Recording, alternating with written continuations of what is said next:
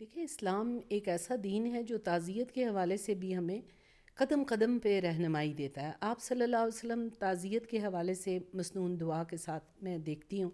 کہ اتنی خوبصورت دعا کے ساتھ اپنے پیاروں کے پاس، اپنے صحابہ کرام کے پاس اور اپنی فیملی میں جاتے۔ آپ کی ایک بہت ہی خوبصورت دعا ہے،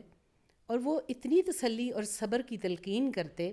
اور اجر کی امید دلاتے اور مرنے والے کی خوبیاں بیان کرتے اور خاندان کے باقی لوگوں کے لیے بہت زیادہ دعا کرتے۔ ہمیں بھی اسی اسوہ پہ عمل کرنا چاہیے۔ آپ صلی اللہ علیہ وآلہ وسلم کی ایک بہت خوبصورت دعا ہے، ان للہ ما اخذ، بے شک اللہ ہی کا تھا جو اس نے لے لیا، وَلَهُ مَا أَعْطَى، اور اسی کا ہے جو اس نے ہمیں عطا کیا ہے، وَكُلُّ شَيْءٍ عِنْدَهُ لِأَجَلٍ مُّسَمًّى، اور ہر چیز کا ایک وقت مقرر ہے، وَلْتَصْبِرْ، تو پس کیا چاہیے آپ کو کہ صبر کرو، وَلْتَحْتَسِبْ، اور تم اجر کی اللہ سے امید رکھو۔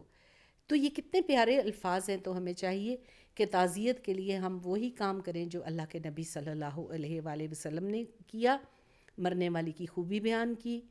دعائیں دی گھر والوں کو، اور ایسے الفاظ سے ان کو تسلی دی کہ ان کا غم کم کر دیا۔